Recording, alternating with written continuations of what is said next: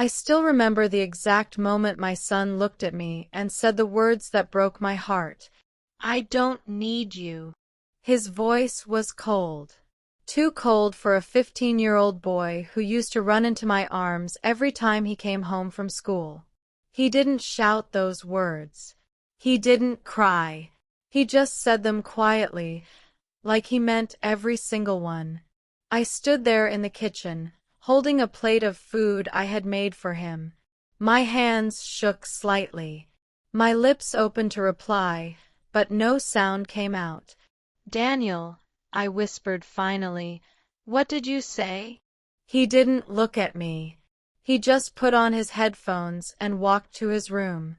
And in that moment, I felt something inside me fall apart. Because I am a single mother. His father left when Daniel was only 2 years old.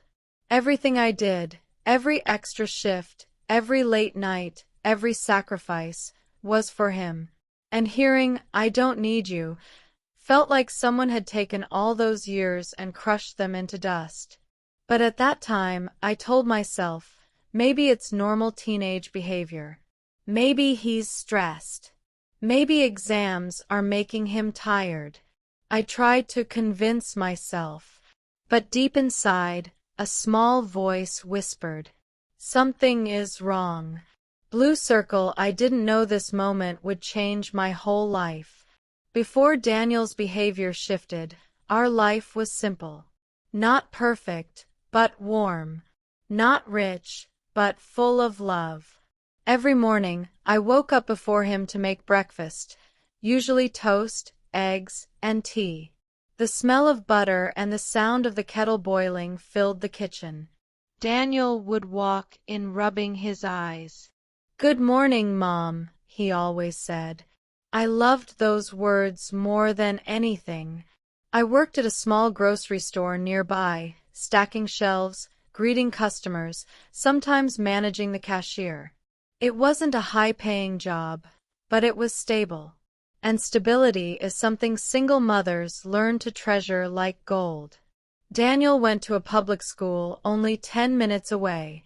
He used to come home excited. "Mom, guess what happened today? Mom, look at this drawing I made. Mom, my teacher said I did great." His voice used to be full of light. His eyes full of curiosity. His smile, honest and easy. In the evenings, we cooked together. He helped cut vegetables, badly, but he tried.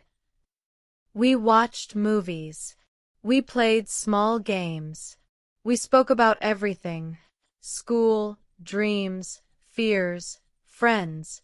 He used to say, "Mom, when I grow up, I want to take care of you." I always laughed softly and replied, "Just grow up kind. That's all I need." But life, as I learned slowly, can change quietly. And sometimes, change doesn't knock. It just enters. It began with silence. Normal teenage silence, I assumed. When I asked, "How was school today?" he replied with, "It was fine." When I asked, "Do you want to eat something?" he said, "I'm not hungry." When I said, "Good night," he replied, "Yeah." No mom. No smile. Just a quiet distance I didn't understand. I noticed little things. He stopped sitting with me during dinner. He kept his phone close. He deleted messages quickly. He laughed less. And his eyes, they looked tired in a way I couldn't explain. One evening, when he thought I wasn't looking, I saw him staring at himself in the mirror with a sad, lost expression. He touched his face gently, as if he didn't like what he saw. I wanted to hug him right there, but I didn't want to push him. So I said softly, "Are you okay, Daniel?" He quickly wiped his expression and replied, "I'm fine, Mom. Please, don't ask. Please, don't ask." That sentence stayed with me all night. I lay in my small bed, listening to the quiet hum of the fan, staring at the ceiling, wondering when things had changed. What had I missed? What had I done wrong? I told myself, it's just a phase. He's growing. He needs space. But a mother always feels when something is not just a phase. Still, every morning, I try to keep our routine alive. Good morning, sweetheart. He didn't reply. I placed toast on the table. I made your favorite. He didn't touch it. One day, as he walked past me, I gently placed my hand on his shoulder and said, "If something is hurting you, you can tell me." He shrugged my hand away. "Mom, stop. I don't need you." There it was again, the sentence that cut deeper each time. I stood still, frozen in the kitchen doorway, feeling the weight of those words press into my chest like a cold stone. But something else happened that day. Something tiny. Something small. Something I almost ignored.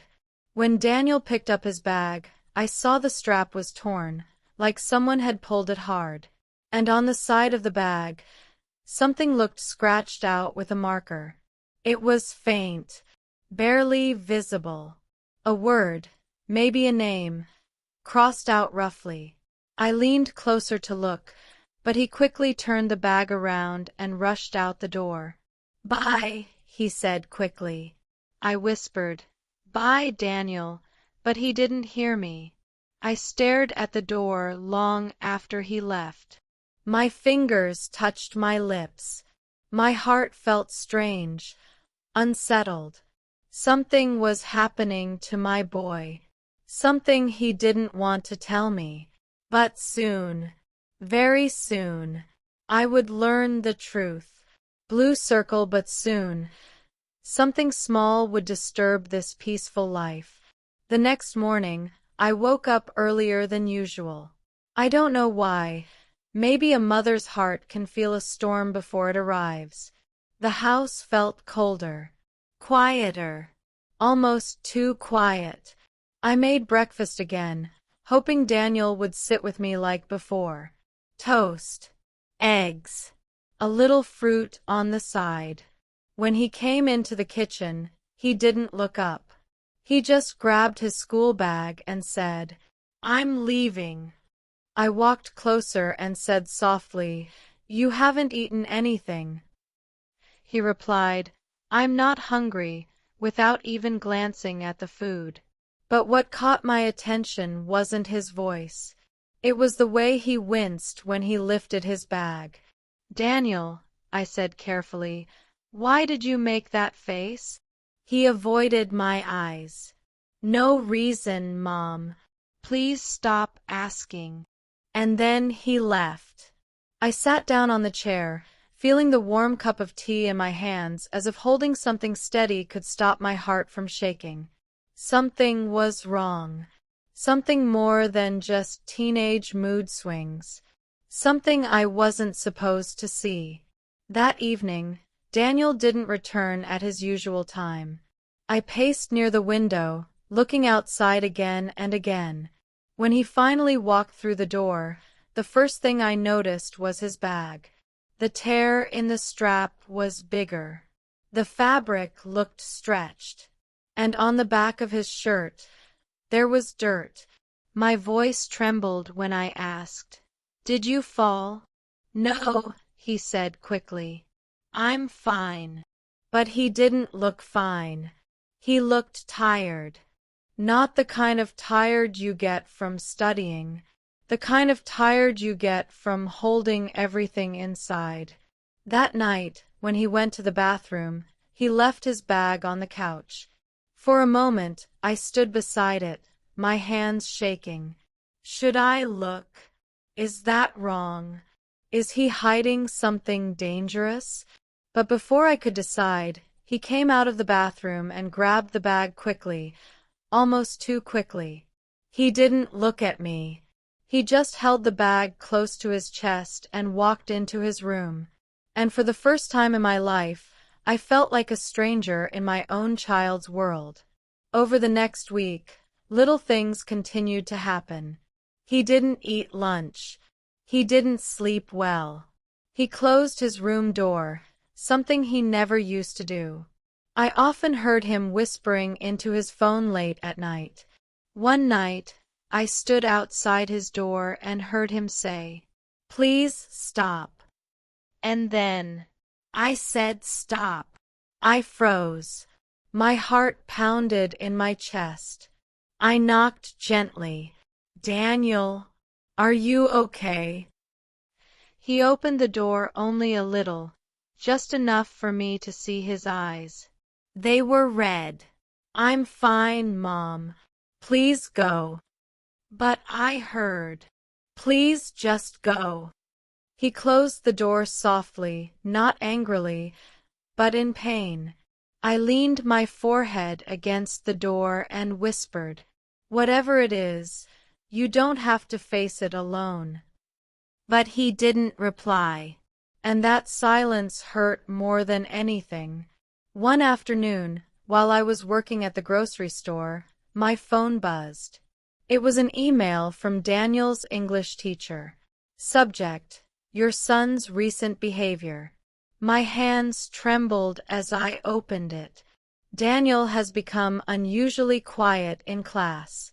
He often appears distracted and does not participate as he used to. I wanted to check if everything is fine at home. My breath caught in my throat. At home. Was I doing something wrong? Was I failing as a mother without realizing it? I replied, "Thank you for writing. Everything seems okay, but I will talk to him." But deep inside, nothing felt okay. The next day, when Daniel came home, he threw his shoes near the door and walked straight to his room. His phone fell from his pocket, just for a second, before he quickly picked it up. But in that second, I saw something. A message notification. Just a glimpse. But enough to freeze me. It said, "Where are you? We are waiting." Waiting. Who was waiting? And why did Daniel look so afraid? But I didn't ask. Not yet.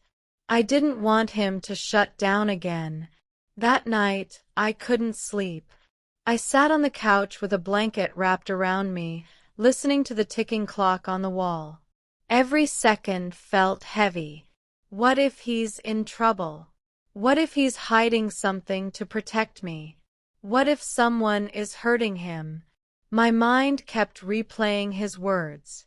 "I don't need you." Maybe he wasn't pushing me away because he didn't love me. Maybe he was trying to hide his pain. I wiped my tears and whispered into the quiet room, "Please, Daniel, let me help you."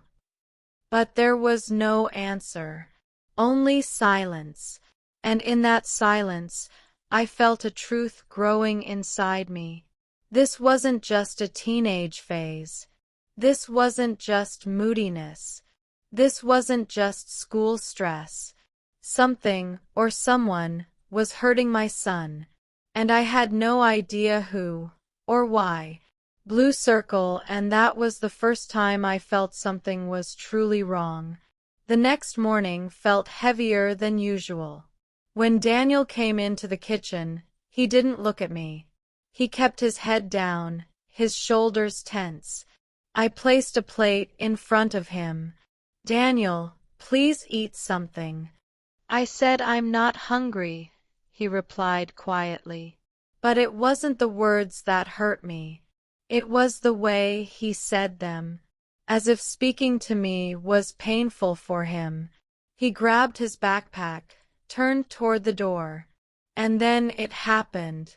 When he lifted the strap onto his shoulder, his shirt sleeve slipped up for a moment, revealing a dark bruise on his upper arm.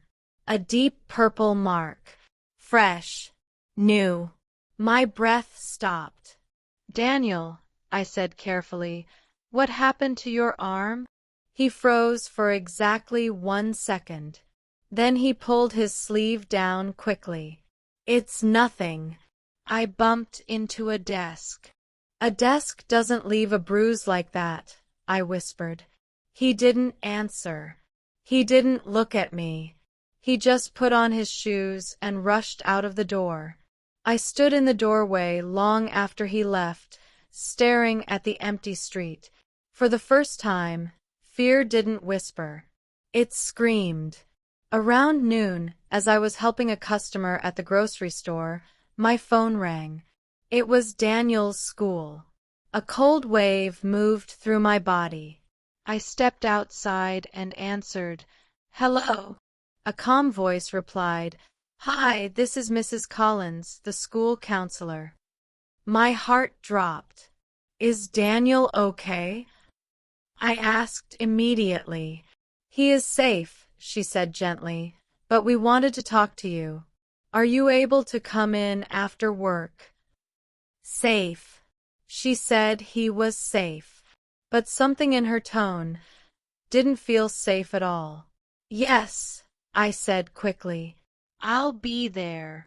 All afternoon, my hands shook while I worked. Every time the door opened, every time a customer asked me something, I felt like the world was spinning a little too fast. What was happening to my boy? Why wouldn't he talk to me? Who was hurting him? After work, I rushed to school. The counselor's office was warm and quiet, with soft lights and children's drawings on the walls. Mrs. Collins invited me in. Please, sit down. I sat. My hands were cold. She folded her hands and spoke gently. I wanted to speak with you because Daniel's behavior has changed a lot recently. He's withdrawn, quiet, and today, his teacher saw him flinch when someone touched his shoulder. My heart squeezed tightly. I asked him if he was hurt, she continued softly. He said no, but his eyes looked scared. Scared. That word cut through me. I swallowed hard. Mrs. Collins, do you think someone is hurting him? She hesitated, not because she didn't know, but because she didn't want to say it too quickly. We don't know yet, she said finally. But we want to understand what's going on. Has something happened at home? Any major changes? No, I whispered. Nothing. Everything is the same. Except my son. Everything about my son was different. Mrs. Collins nodded slowly. Sometimes, when children hide something painful, they push away the people they love most. I looked down at my hands, trying not to cry, trying to breathe. He won't talk to me, I whispered. He says he doesn't need me anymore. She leaned forward, her voice soft and kind. That's usually when they need you the most. My eyes filled with tears. Can the school help him? I asked. We'll try. But he needs to feel safe enough to talk. And right now, he doesn't. I nodded, wiping my eyes. Thank you for telling me, I said. Before I stood up, she added one more thing. If you notice anything at all, please let us know.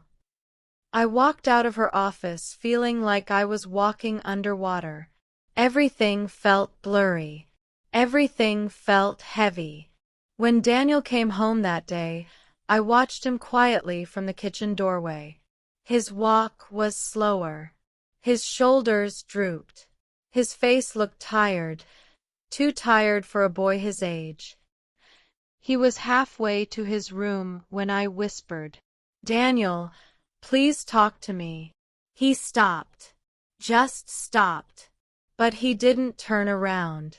Daniel, I said again, my voice shaking, whatever is happening, you can tell me. I'm not angry. I'm just worried. For a long moment he didn't move. Then he slowly turned his head, just enough so I could see the corner of his face. And for the first time in weeks, I saw tears in his eyes. He quickly wiped them and looked away. "I can't, Mom," he whispered. "Please don't make me." "Why not?" "Because it will make everything worse." My heart cracked open. "Worse?" I repeated. He nodded without looking at me. Then he walked into his room and closed the door gently. Not loud, not angry, just defeated. And that broke me more than anything. I sat on the couch in the dark, listening to the soft sounds of the house, the refrigerator humming, the clock ticking, the faint noise of Daniel shifting in his room. I whispered into the quiet, "Who is hurting you, Daniel? And why won't you let me help you?" My eyes filled again, but I didn't wipe them. A mother's tears don't fall for nothing. They fall for truth. I knew now, without any doubt. This wasn't about teenage distance. Someone was doing something to my son. Someone was making him afraid. Someone was breaking him from the inside. And I was going to find out who. Blue circle, but the real truth was still waiting to break my heart. The day after Daniel whispered, "It will make everything worse," I couldn't focus on anything. Not work, not cooking, not even breathing properly. My chest felt tight, like something inside me was warning. He is in danger. Find out the truth.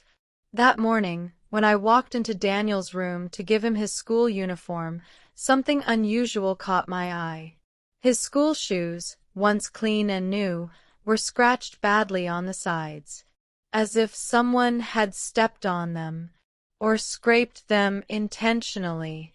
My stomach tightened. "Daniel," I called softly from the doorway. He was sitting at his desk, head down, pretending to write. "Yes." I held up his shoes. "What happened here?" He didn't look up. "They're old." "They're 1 month old," I said gently. Silence. Thick, heavy silence. Then, in a voice that didn't sound like him at all, he said, "Just leave it, Mom." I put the shoes down, forcing myself not to cry, forcing myself not to beg him. "Okay," I whispered. "I'll leave it." But I didn't.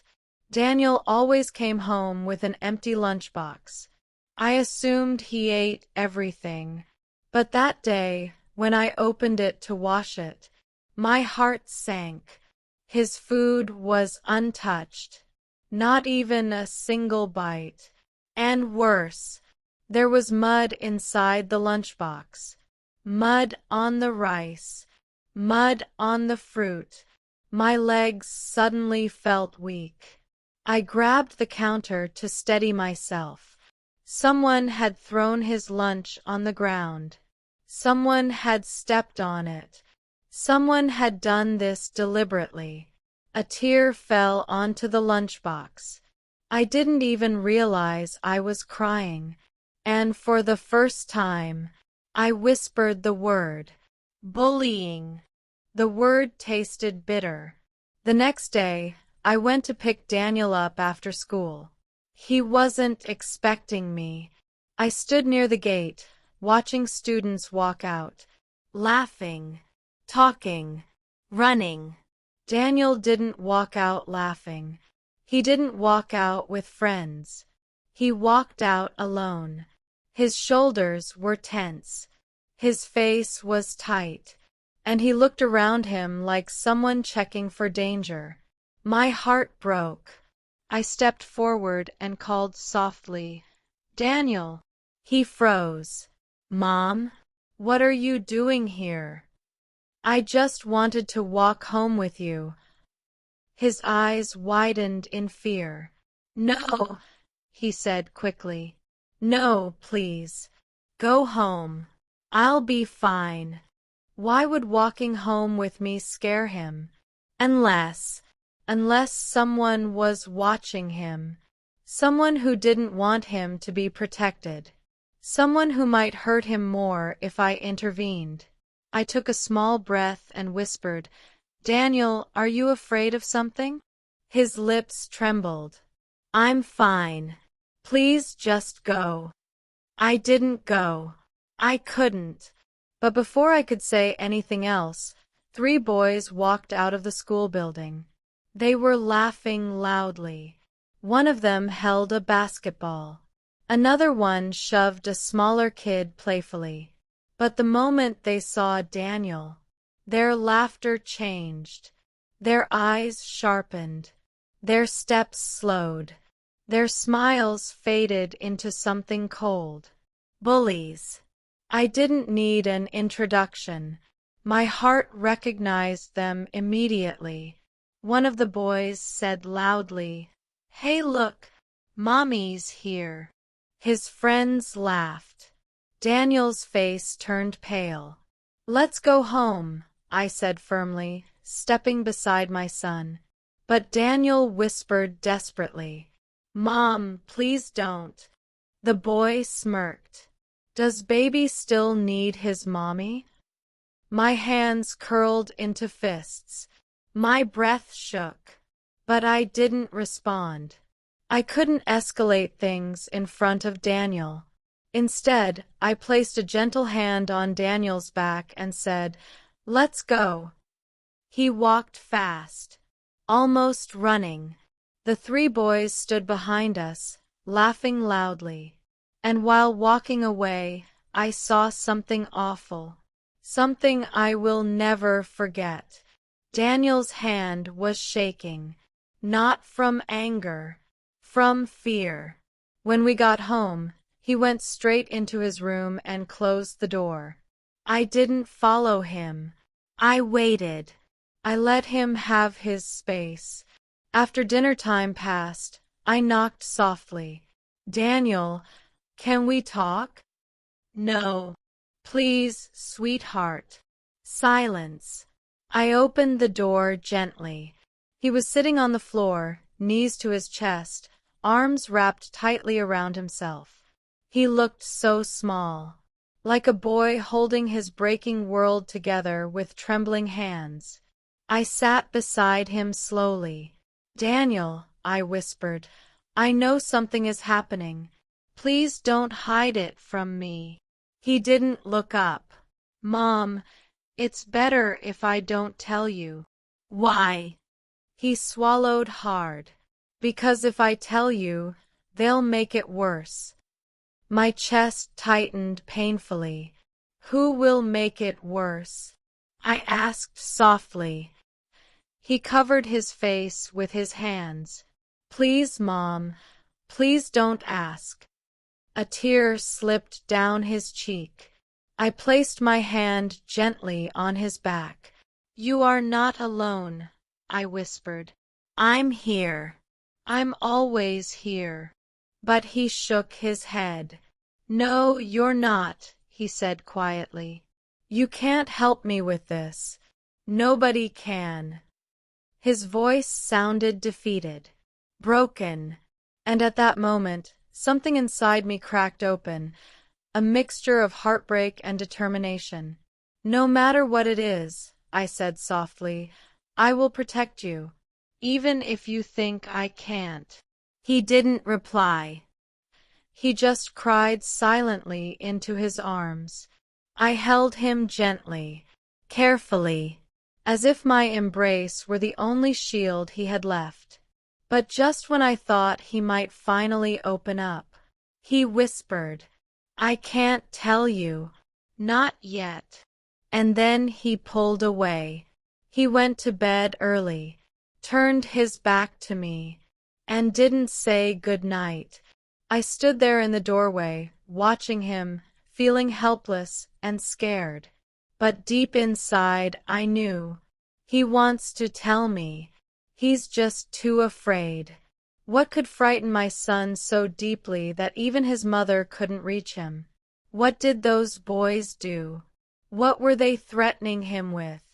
I didn't have answers yet, but the truth, the real truth, was coming for me. Blue circle, but the real truth was still waiting to break my heart. The next morning, I woke up with a decision in my heart. I could not sit and watch my son drown in silence anymore. I could not wait for him to gather courage. I could not leave him alone in this darkness. I had to take action, even if he wasn't ready to talk. I needed to find the truth. After dropping Daniel at school, despite his quiet, worried expression, I walked straight to the main office and asked to see his homeroom teacher, Mr. Lewis. He greeted me warmly, but when he saw the concern on my face, his expression softened. "Is everything okay?" he asked. I took a breath. "No, I don't think so." "Something is wrong with Daniel."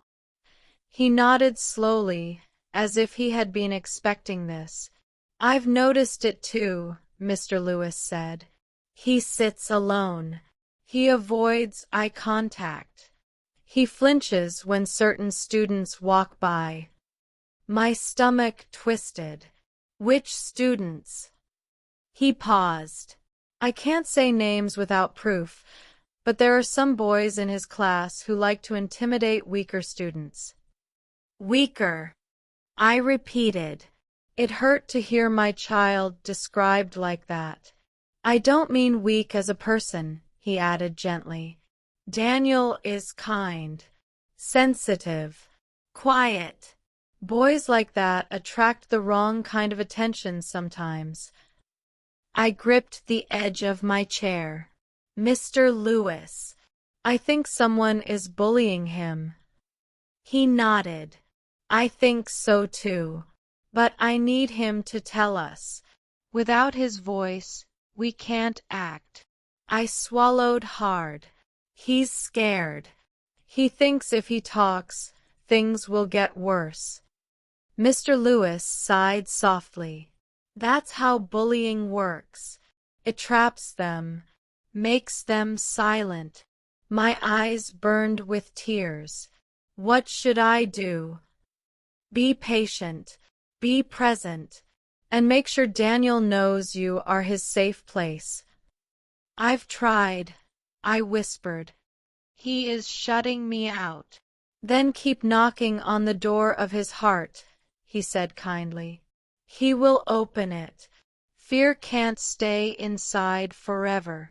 I nodded, wiping my eyes.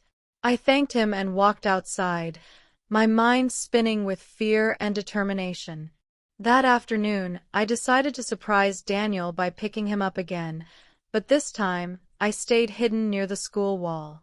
I watched the students walk out, some laughing, some running, some chatting loudly. Then I saw Daniel. He walked alone again, head down again, shoulders tight again. My heart squeezed painfully. But it wasn't Daniel who broke me this time. It was what I saw behind him. The same 3 boys from yesterday. They followed him, quietly, slowly, like wolves watching a frightened deer. One boy whispered something. Another laughed. Daniel walked faster. I stepped out immediately. "Daniel!" He turned, shocked to see me there. The boys froze.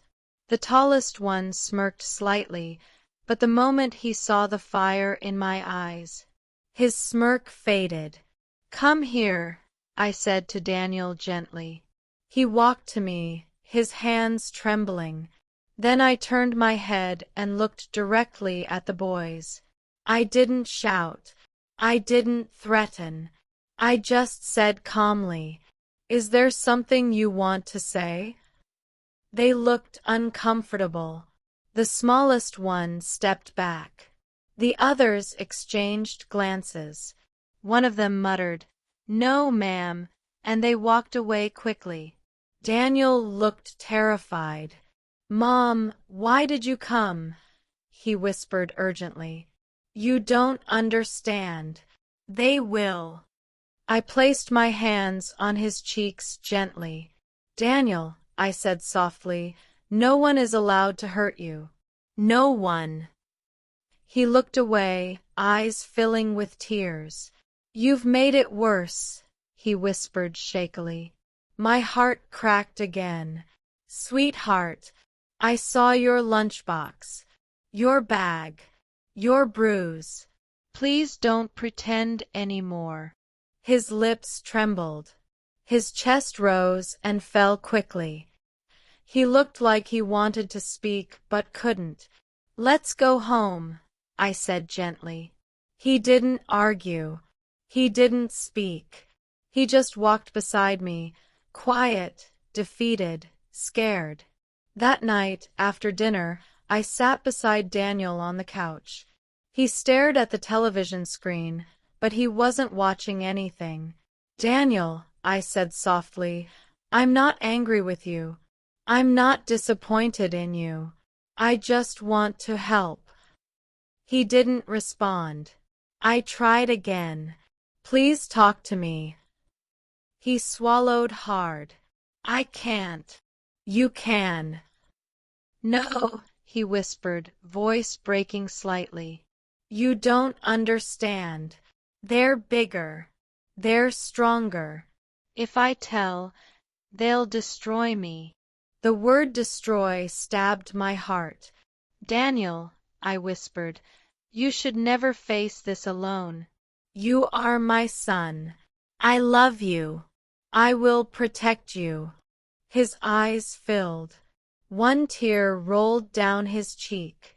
Mom, he whispered, they record me. They push me.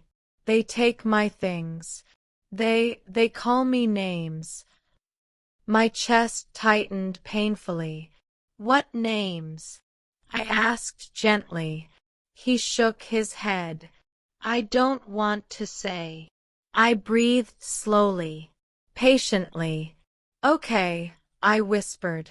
Say what you can. He whispered. They call me useless, weak, stupid. They tell me I should disappear. Tears filled my eyes. No, Daniel, you are none of those things. You are kind. You are good. You are loved. You matter more than they will ever understand. His face twisted with emotion. But if you go to school tomorrow, they'll know I talked to you. They'll hurt me again. I placed my hand over his heart. You are not going to face this alone anymore. I promise. He looked up, scared and hopeful at the same time. What are you going to do? He whispered. And for the first time in weeks, I saw a tiny flicker of trust return to his eyes. I brushed his hair back gently and whispered, I'm going to protect you, even if it means standing against the whole world. But deep inside, I didn't know what I would find next. I didn't know how deep this pain went. I didn't know how far the bullying had spread. I only knew one thing. The next step would change everything. Blue circle and what I discovered next, I was not ready for. The morning after Daniel finally opened up, I felt different. Stronger. More determined. Like a mother lion who had finally seen the danger circling her child. I'm going to the school today, I told him gently. Daniel's eyes widened with fear. No, Mom. Please don't. You promised you wouldn't make it worse. I touched his cheek softly. I promised I would protect you. And to protect you, I need to speak the truth. He looked down, his fingers trembling slightly. Please be careful. I will, I whispered. As I walked out of the house, My heart beat loudly inside my chest. My hands were cold, but my resolve was warm. Something inside me kept repeating, "This ends today." When I arrived at the principal's office, the secretary looked surprised. "Do you have an appointment?" "No," I said calmly. "But it's important. It's about my son, Daniel Rivera." She must have seen the seriousness in my eyes because she nodded and led me in. The principal, Mr. Grant, stood up when I entered. "Good morning. How can I help you?" I took a deep breath. "My son is being bullied." The room went silent. Mr. Grant exchanged a glance with a counselor, Mrs. Collins, who was also inside. I continued, my voice shaking but steady. "For weeks, he has been coming home bruised, hungry, scared. He didn't tell me because he thought the bullies would hurt him more." Mrs. Collins nodded sadly. I suspected something, but we needed confirmation. I opened my bag and placed the evidence on the desk. The muddy lunchbox, the torn backpack strap photos I took of his bruises, his untouched homework covered in pencil scribbles he didn't write. "My son is suffering," I whispered, "and I need your help." The principal leaned forward. "Do you know who the boys are?" "Yes," I said quietly. "I saw them after school yesterday. They followed Daniel. They mocked him. They were ready to corner him before I stepped in." The principal's face hardened. "Names?" I told him. He wrote them down immediately and said, "We will start an investigation today. No student has the right to make another child afraid." Mrs. Collins added softly, "Daniel is a wonderful boy. He does not deserve this." My eyes filled with tears again. "Please," I whispered, "don't let them hurt him any more." "You have my word," the principal said. But a part of me knew that school discipline alone wouldn't heal Daniel's heart. Not yet. Not fully. As I left the office, walking down the school hallway, I suddenly heard loud voices near the lockers. Teenage voices. Harsh voices. And then I heard Daniel's name. I turned sharply. 3 boys, the same boys, were huddled together, laughing. "You think he's gonna rat us out?" one said. "Nah," the tallest smirked. "He's too scared. He's a loser." My blood ran cold. Before I even knew it, I stepped forward and said, "Excuse me." The 3 boys froze. Their faces turned pale.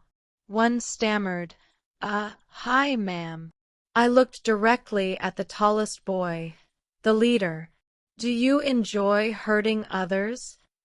I asked quietly. He swallowed. "And no." I stepped closer, my voice still soft, but filled with something sharp. "You have been hurting my son. You made him afraid to come to school. You made him believe he was nothing." His eyes widened with guilt or fear. I lowered my voice even more. "Daniel may be quiet, but he is not weak. And he will not face this alone anymore." The hallway went silent. Other students had stopped to listen. The smallest boy whispered, "We didn't know it was so bad." I shook my head gently. That's the thing about cruelty. You don't feel the pain because it's not happening to you. No yelling, no anger, just truth. The boys looked down, their confidence broken. Then I said, "I've already spoken to the principal. You will be held accountable for your actions." The leader's face crumpled for a second, but he tried to stand straight. We were just joking around, he said weakly. Hurting someone is never a joke, I replied. A teacher walked out of a classroom, hearing the exchange. Everything okay here? She asked. I nodded. These boys were just telling me they have something to confess to the principal. The boys looked terrified now. The teacher raised an eyebrow. Well, let's go. She guided them toward the office. As they walked away, one of them whispered, I'm sorry, ma'am. His voice sounded genuine. I didn't reply. I simply walked out of the school, my heart pounding, my hands shaking, but my spirit stronger than ever. Later that afternoon, I picked Daniel up from school. He looked nervous the moment he saw me. Mom, did you talk to someone? People were looking at me weird. I took his hands gently. Yes, sweetheart. I talked to the principal. And the boys. His face turned pale. You did what? Mom, no. Now they'll. They won't hurt you, I said firmly. They can't. The teachers know now. The principal knows. And the whole school saw me stand beside you. His lower lip trembled. No, Mom, now everyone will think I'm weak. I pulled him into my arms. No, I whispered. Everyone will know you are loved. Everyone will know you are not alone. Everyone will know that your mother will stand with you, always. He didn't hug me back at first, but after a few seconds, his small hands slowly gripped my shirt. I was so scared, he whispered into my shoulder. So scared, Mom. I rubbed his back gently. I know. And I'm so sorry you faced it alone. He cried quietly, the kind of cry that comes from holding pain too long. And while I held him, I realized the truth was now out. Everyone knew. The bullies were exposed. The school was taking action. But something inside Daniel was still deeply wounded. The healing had not started yet. The storm had passed, but the damage remained. Blue circle, but even after everything became public, one more surprise awaited me. For the first time in many weeks, Daniel didn't shut himself in his room when we came home. Instead, he sat quietly at the dining table, staring at his hands. The house was silent except for the ticking clock on the wall. I placed a cup of warm tea beside him and sat down slowly. He didn't speak at first. He just breathed softly, like he was trying to calm the storm inside his chest. Daniel, I said gently, I'm proud of you. He looked up, confused. Why? I didn't do anything. You survived, I whispered. You carried pain alone. You tried to stay strong. That is not nothing. His lips trembled. I thought you'd be angry, he said quietly. I thought you'd think I was weak. I shook my head and reached for his hand. You are not weak, I whispered. You are the strongest boy I know. But even strong people need help. He swallowed hard, eyes glistening. I didn't want them to hurt you, he whispered. That's why I didn't tell you. They said if I talked, they would make you suffer too. A single tear fell from my eye. Oh, sweetheart, I whispered, squeezing his hand gently. You never need to protect me from your truth. I'm your mother. My job is to carry your pain with you. He looked down, feeling guilty. I'm sorry I said I didn't need you. My heart softened completely. You needed me, I said softly. You just didn't know how to say it. He leaned against me, resting his head on my shoulder.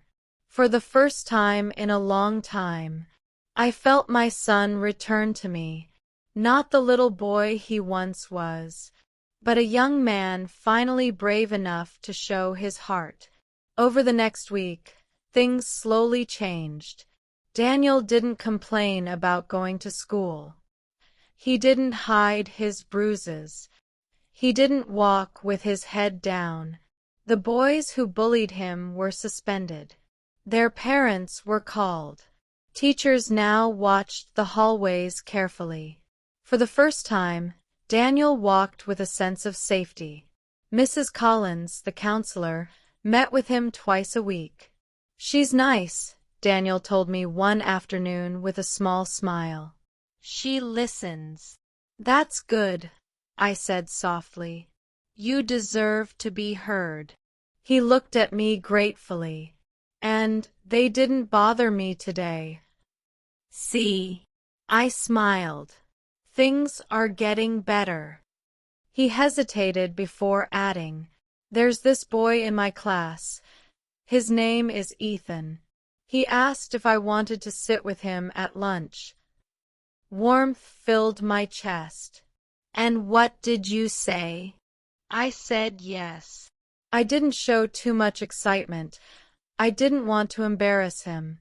But inside, I felt like crying tears of relief. My son was slowly finding light again. One evening, as I was cooking dinner, Daniel walked into the kitchen and stood quietly beside me. I looked at him and smiled. "What's up?" He didn't speak at first. Then he said something that made my heart melt completely. "Mom, I need you." The same words that once broke me now healed me. I turned off the stove and held him tightly. "I'm here," I whispered. "I will always be here." He hugged me back, really hugged me, with both arms around my waist. "I'm sorry for everything," he said softly. "You don't have to apologize," I replied. "You went through something hard, and you came out stronger." He nodded, wiping his eyes. And then he said, "You didn't walk away. You stayed. Even when I pushed you." I kissed the top of his head gently. "That's what mothers do." We stayed like that for a long moment, a moment filled with warmth, forgiveness, and love stronger than fear. Over the next month, our home felt bright again. Daniel talked more, smiled more, ate meals with me, told me small things like, "Mom, today I got a good grade." "Mom, Ethan is funny." "Mom, I feel better now." Slowly, beautifully, gently, he returned to himself. And I learned something too. A child may say, "I don't need you." But what they really mean is, "I need you the most right now. I just don't know how to ask." The wounds didn't disappear overnight. Healing doesn't work like that. But the bond between us grew even stronger than before. One evening, while we sat on the couch watching a movie, Daniel leaned on me and said softly, "Mom, thank you for not giving up on me." I touched his hair gently and whispered, "I never will." Because love, real love, doesn't break when life becomes heavy. It becomes stronger. It becomes braver. It becomes enough. Blue circle. And now, this is what I want to tell you with all my heart. Sometimes, when I sit alone at night after Daniel is asleep, I think about everything we went through. I think about the days when he came home quiet and tired. The nights when he shut his door and shut his heart. The moment he told me, "I don't need you," and I felt something inside me break. But now I understand something very important. Children don't always say what they feel. Sometimes their silence is a cry for help. Sometimes their anger is fear hiding behind strong words. Sometimes, "I don't need you" really means, "I'm scared. I don't know how to talk. Please stay with me." And as parents, as caregivers, as people who love someone deeply, we must learn to listen not just to their words, but to their pain. Daniel healed slowly, not because the bullying ended quickly, not because the school acted, not because the boys apologized, but because he realized I wasn't going to leave him, even when he pushed me away. Love doesn't walk away. Love waits. Love stays. Love holds your hand even when your fingers are shaking. Today, Daniel is stronger, happier, and more confident. And I learned one of the most important lessons of my life. When someone you love becomes distant, don't close your heart. Open it wider. Because sometimes, the one who says, "I don't need you," is the one who needs you the most. Blue heart, and now I want to ask you, what would you do if your child told you, "I don't need you"? Would you walk away? Or would you stay and try to understand the pain behind the words?